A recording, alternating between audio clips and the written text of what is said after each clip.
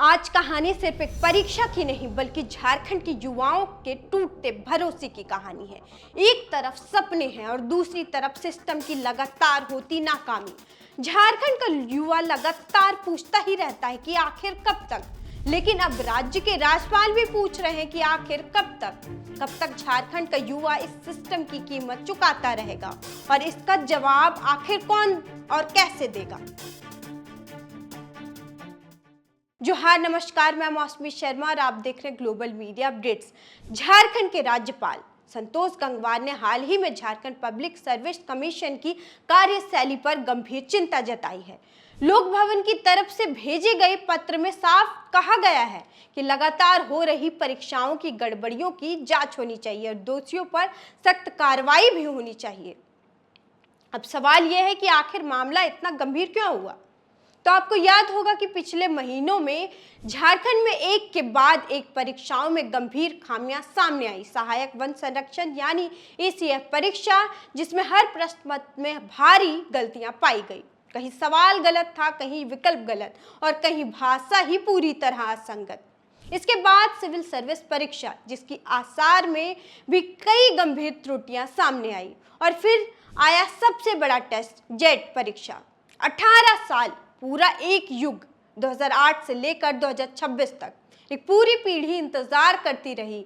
जिस उम्र में लोग करियर की शुरुआत करते हैं, झारखंड के कई छात्र अब भी पहली पात्रता परीक्षा के इंतजार में थे। और जब 26 अप्रैल 2026 को परीक्षा हुई तो लगा कि शायद अब सब ठीक होगा, लेकिन सिस्टम ने एक बार फिर निराश किया। कहीं प्रश्न पत्र ही कम पड़ गए, कहीं प्रिंटिंग इतनी खराब थी कि सवाल पढ़ना भी मुश्किल हो गया। और सबसे चौंकाने वाली बात तब हुई जब कुछ विषयों की परीक्षा बीच में ही रद्द करनी पड़ी।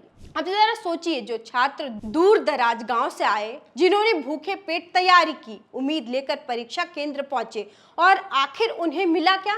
सिर्फ इंतजार, सिर्फ भ्रम और सिर्फ मानसिक तनाव। अब बड़ा सवाल यही है कि इस मानसिक उत्पीड़न का जिम्मेदार कौन है? क्या सिर्फ JPSC है, या वो एजेंसियां जिन्हें परीक्षा कराने का काम दिया जाता है, या फिर पूरा सिस्टम जो हर बार फेल हो जाता है? इस पर राज्यपाल ने चिंता जताई है, जांच के आदेश दिए हैं, लेकिन क्या सिर्फ चिंता जताने से चीजें बदल जाएंगी? क्या जांच रिपोर्ट से छात्रों का समय वापस आएगा? क्या उनकी उम्र लौट आएगी?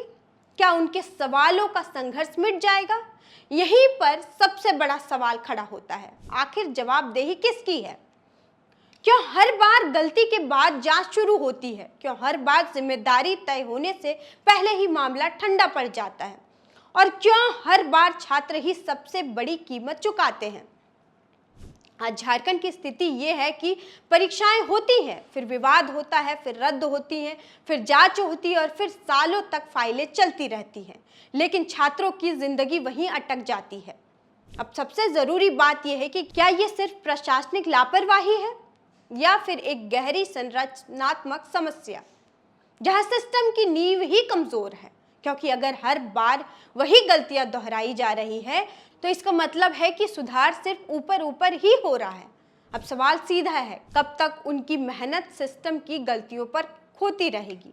और सबसे अहम, क्या हम एक ऐसे सिस्टम को स्वीकार कर चुके हैं जहां मेहनत से ज्यादा किस्मत भरोसा होती है? राज्यपाल की चिंता जरूरी है, जांच भी जरूरी है, लेकिन उससे भी ज्यादा जरूरी है सिस्टम का सुधार, पारदर्शिता और जवाबदेही।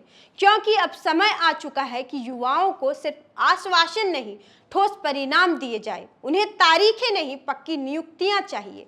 उन्हें जांच नहीं, न्याय चाहिए, वरना यह सवाल हमेशा बना रहेगा कि आखिर इस पूरे सिस्टम की असफलता की कीमत कौन चुका रहा है। और जवाब साफ है, झारखंड का युवा।